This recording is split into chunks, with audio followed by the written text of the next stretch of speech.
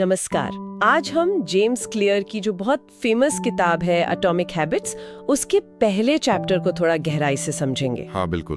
हमारे पास ना इस पहले चैप्टर की कुछ मुख्य बातें हैं और हमारा मकसद है कि वो सोच समझे जो कहती है कि असली बदलाव बड़ी छलांगों से नहीं आता, बिल्कुल। बल्कि छोटे लगातार कदमों से आता है। और ये उन लोगों के लिए शायद ज्यादा इंटरेस्टिंग हो जो बड़े गोल्स तो रखते हैं पर रोज की भागदौड़ में ना उन्हें लागू करना मुश्किल लगता है। सही कहा। और ये चैप्टर एक बेसिक सवाल पूछता है कि क्या कामयाबी का राज उन छोटी छोटी लगभग ना दिखने वाली आदतों में है जिन्हें हम रोज करते हैं। हाँ। अक्सर हमारी नजर बड़े नतीजों पर होती है, पर क्लियर कहते हैं कि भाई जड़ों को देखो। और इसकी शुरुआत भी वो एक बड़ी मजेदार कहानी से करते हैं, ब्रिटिश साइकिलिंग टीम की। सुनने में काफी ड्रामेटिक लगती है। हाँ बिल्कुल। 2003 तक तो उनकी हालत बहुत ही खराब थी। पिछले 100 साल में बस एक ओलंपिक गोल्ड मेडल। सोचिए। और टूर डे फ्रांस जैसी बड़ी रेस तो कभी जीती ही नहीं थी। हालत ये थी कि यूरोप की जो साइकिल कंपनियां थी ना, वो उन्हें अपनी बाइक बेचने से भी कतराती थी। डर था कि टीम के खराब प्रदर्शन से कहीं उनका नाम न जुड़ जाए। सही बात है। एवरेज से भी नीचे थे वो लोग। लेकिन फिर वो कोच आए, डेव ब्रेल्सवर्ड। हाँ। और उन्होंने एक थोड़ा अजीब सा सिद्धांत लागू किया, aggregation of marginal gains. Aggregation of marginal gains, इसका मतलब क्या हुआ? मामूली लाभ का एकत्रीकरण। हाँ, कहने का मतलब यह है कि टीम से जुड़ी हर छोटी बड़ी चीज में सिर्फ 1% का सुधार करो। सिर्फ 1%। सिर्फ 1%? हाँ, उनका मानना था कि इन सब छोटे छोटे सुधारों का मिला जुला असर जो होगा वो बहुत बड़ा होगा। सुनने में तो ये थोड़ा अजीब सा लगता है। 1% सुधार से क्या वाकई कोई फर्क पड़ता है? क्या क्या बदला था उन्होंने? जैसे ये तो इंटरेस्टिंग बात है।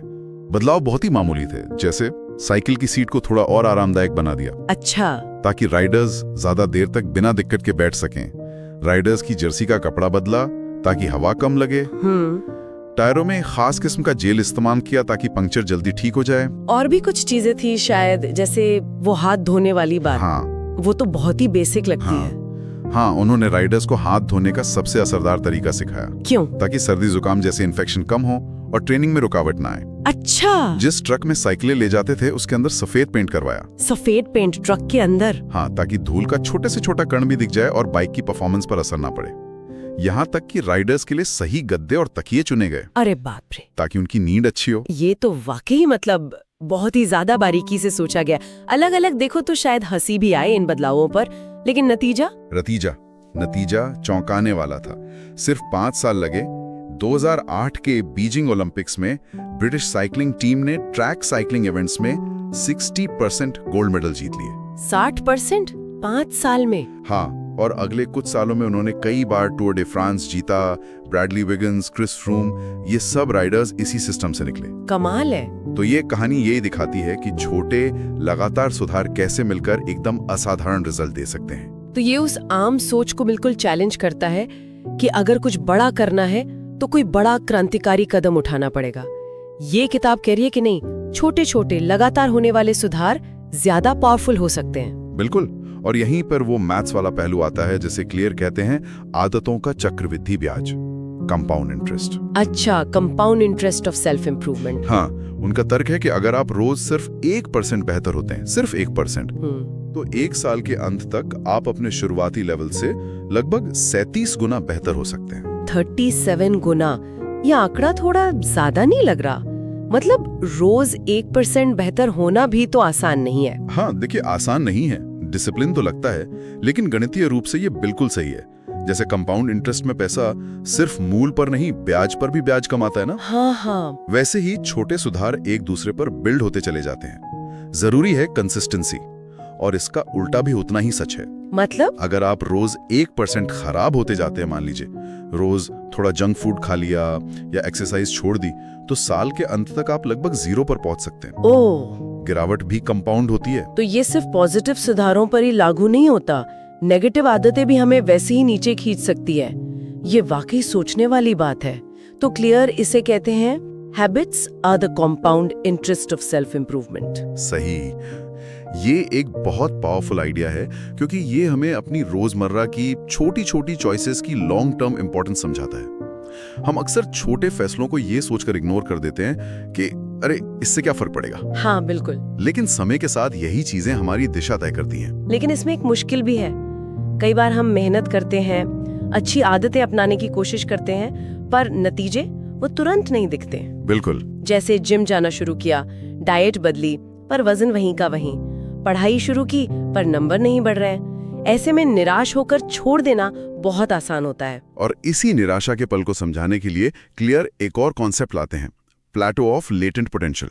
प्लेटो ऑफ लेटेंट पोटेंशियल, अव्यक्त क्षमता का पठार, ये क्या है? हाँ, उन्होंने बर्फ के पिघलने का बहुत अच्छा उदाहरण दिया है। सोचिए, एक बर्फ का टुकड़ा है, ठंडे कमरे में रखा है, टेम्परेचर है -4 डिग्री सेल्सियस। ठीक है। आप धीरे धीरे तापमान बढ़ाते हैं, -3, -2, -1, 0 डिग्री। बर्फ अभी भी ठोस है। हाँ। फिर 1 डिग्री, 2 डिग्री, अभी भी कुछ नहीं बदला। लगता है सारी मेहनत बेकार जा रही है। हाँ, ये पठार वाली बात बहुत जानी पहचानी लगती है। फील होता है कि हम गलत दिशा में जा रहे हैं या हमारी कोशिशें काफी नहीं है। बिल्कुल। लेकिन जैसे ही तापमान 0 डिग्री से थोड़ा सा ऊपर जाता है, मान लीजिए 0.1 डिग्री सेल्सियस, बर्फ पिघलना शुरू हो जाती है। अच्छा। इसका मतलब ये नहीं कि -4 से 0 डिग्री तक की गर्मी बेकार गई। वो गर्मी बर्फ के अंदर बदलाव ला रही थी, उसे पिघलने के उस पॉइंट तक, उस थ्रेशोल्ड तक पहुंचा रही थी। वो सारी एनर्जी लेटेंट थी, छिपी हुई थी, जब तक कि सही सीमा पार नहीं हुई। तो हमारी आदतों के साथ भी ऐसा ही होता है। हम रोज कसरत करते हैं पर मसल्स बनती हुई दिखती नहीं। हम रोज लिखते हैं पर किताब पूरी होती नजर नहीं आती। हम उस पठार पर होते हैं। हाँ, हम उस पठार पर होते हैं जहां मेहनत का असर जमा हो रहा होता है, लेकिन सतह पर दिखाई नहीं देता। और क्लियर कहते हैं कि ज्यादातर लोग इसी पठार पर हार मान लेते हैं। क्यों? क्योंकि उन्हें लगता है कि उनकी कोशिशें काम नहीं कर रही हैं। वो ये नहीं समझ पाते कि सफलता अक्सर उस सीमा को पार करने के ठीक बाद मिलती है। ब्रिटिश साइकिलिंग टीम के साथ भी यही हुआ होगा। शुरुआती छोटे सुधारों का असर शायद महीनों तक न दिखाओ, लेकिन वो टिके रहे। ये समझना बहुत जरूरी है, खासकर जब हम कोई नई आदत बना रहे हो। धैर्य रखना और प्रोसेस पर भरोसा करना। तो अगर लंबे समय तक टिके रहना इतना जरूरी है और छोटे सुधारों का इतना असर है, तो फिर हमें अपना ध्यान कहाँ लगाना चाहिए? किताब एक और बड़ी इंटरेस्टिंग बात कहती है, गोल से ज्यादा सिस्टम पर ध्यान दो। हाँ, ये ट्रेडिशनल एडवाइस से थोड़ा अलग है। ये चैप्टर के सबसे जरूरी आइडियाज में से एक है मेरे ख्याल से। देखो, गोल्स वो रिजल्ट हैं जो हम पाना चाहते हैं, जैसे मैराथन दौड़ना, 10 किलो वजन कम करना या प्रमोशन पाना। सिस्टम्स वो प्रोसेस या आदतें हैं जिन्हें हम रोज फॉलो करते हैं, जो हमें उन गोल्स तक ले जाती हैं, जैसे हर सुबह दौड़ना, हर खाने में सलाद खाना या हर रोज अपनी स्किल्स पर काम करना। तो क्या इसका मतलब है कि लक्ष्य रखना, गोल रखना बेकार है? क्या हमें बड़े सपने नहीं देखने चाहिए? अक्सर तो यही कहा जाता है ना कि गोल सेट करो। नहीं, किताब ये नहीं कहती कि गोल बेकार है। गोल जरूरी है, डायरेक्शन तय करने के लिए जरूरी है। वो बताते हैं कि हमें जाना कहाँ है। अच्छा। लेकिन क्लेयर का तर्क है कि सिर्फ गोल तय कर लेने से सफलता नहीं मिलती। सफलता मिलती है उन सिस्टम्स को बनाने और उन पर टिके रहने से जो हमें उस डायरेक्शन में ले जाते हैं। प्रॉब्लम यह है कि हम अक्सर गोल्स पर बहुत ज्यादा ध्यान देते हैं। हाँ। और उन रोजमर्रा की प्रक्रियाओं को नजरअंदाज कर देते हैं जो असल में रिजल्ट लाती हैं। ऐसा क्यों होता है? हम गोल्स पर इतना क्यों अटक जाते हैं? शायद इसलिए क्योंकि गोल्स आकर्षक होते हैं। हाँ। है ना? वो हमें मोटिवेट करते हैं, हमें एक भविष्य की तस्वीर दिखाते हैं। सिस्टम वो थोड़े बोरिंग लग सकते हैं, रिपीटेटिव लग सकते हैं। हाँ। रोज सुबह उठकर दौड़ना उतना रोमांचक नहीं लगता जितना मैराथन फिनिश लाइन पार करने की कल्पना करना। लेकिन मजे की बात यह है कि जो लोग सफल होते हैं वो अक्सर प्रोसेस से प्यार करना सीख जाते हैं, सिर्फ एंड रिजल्ट से नहीं। क्लियर एक बहुत तीखी बात कहते हैं, You do not rise to the level of your goals, you fall to the level of your systems. ओहो, दोबारा कहेंगे?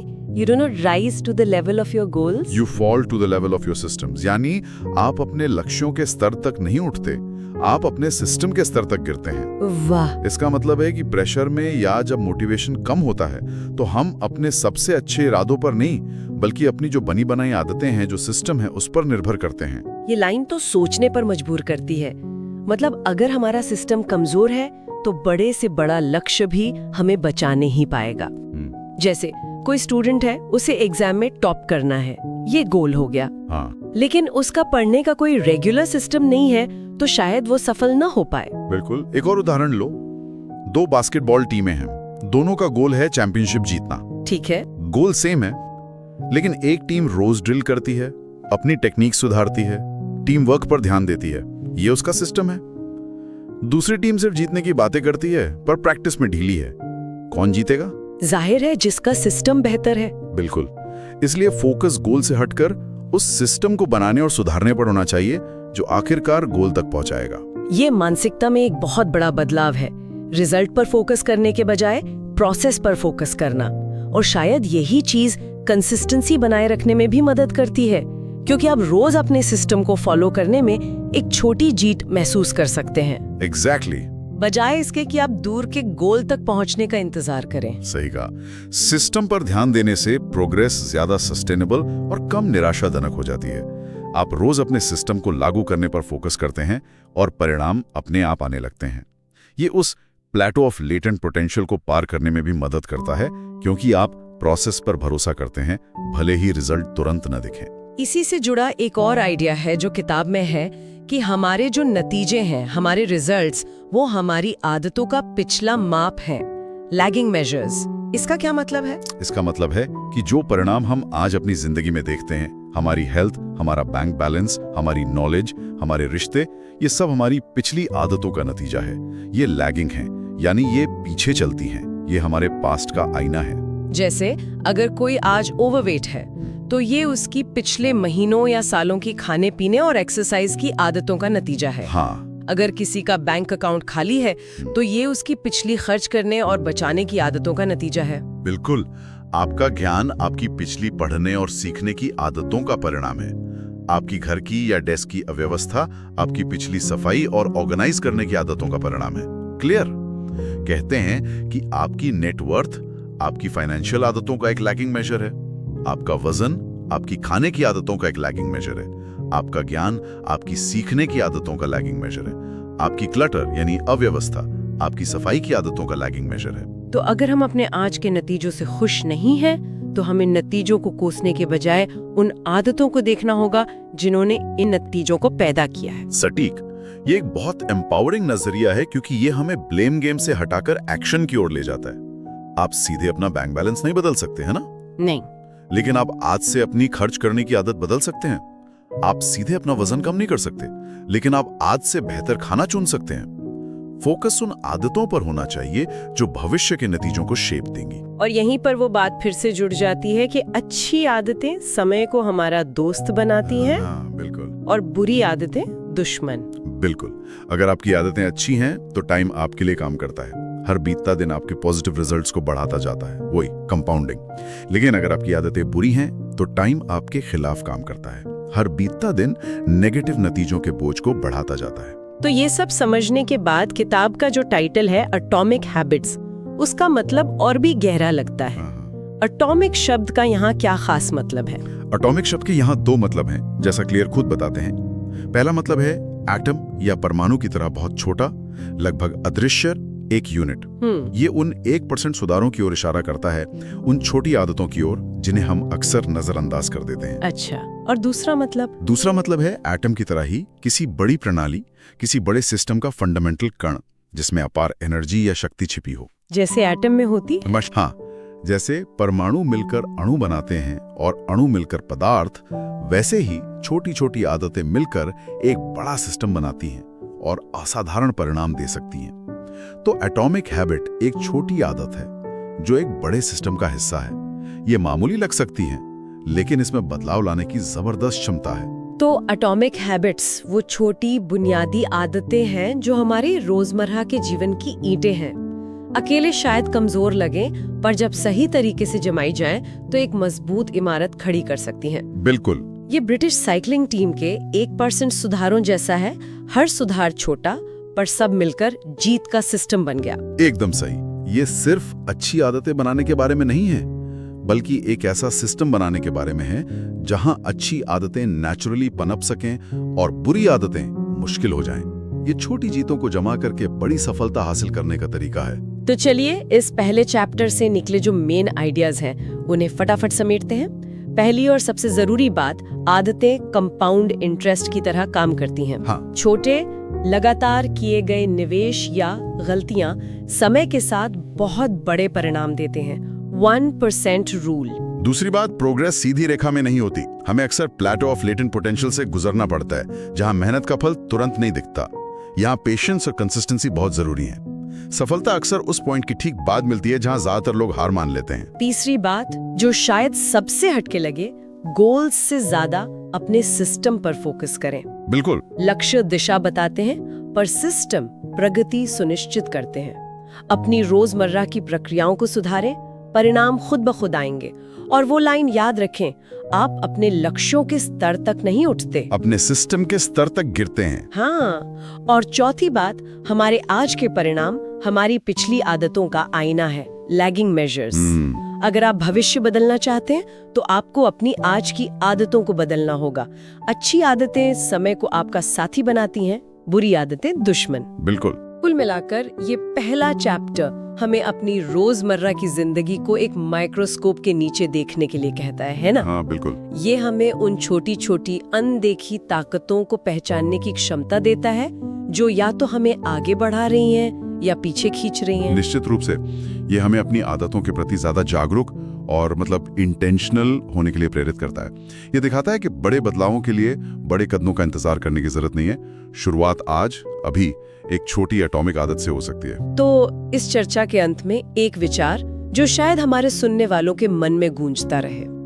अगर हमारे नतीजे हमारी आदतों का पिछला माप है, तो आज अपनी कौन सी एक छोटी, लगभग अदृश्य आदत को हम पहचान सकते हैं, जो हमारे किसी जरूरी परिणाम जैसे सेहत, काम, रिश्ते में योगदान दे रही है, चाहे पॉजिटिव हो या नेगेटिव। और उस एक आदत को बदलने का पहला 1% कदम क्या हो सकता है? ये वाकई सोचने वाला सवाल है। इस एक आदत को पहचानना और उस पर काम करना शायद जेम्स क्लियर के बताए रास्ते पर पहला कदम हो। ये चैप्टर निश्चित रूप से आदतों की दुनिया में एक गहरी यात्रा की शुरुआत करता है।